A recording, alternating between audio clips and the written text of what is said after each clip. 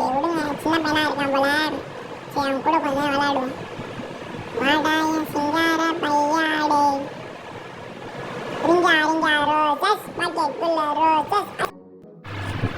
என்னடா நம்ம கொஞ்சம் நம்ம அப்பா கூட விளையாடலாம். அப்பா என் முட்டை வரி அப்பா.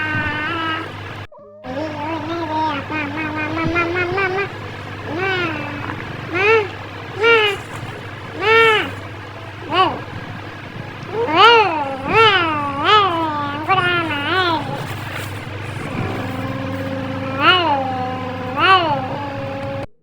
What hell? What are you doing, man?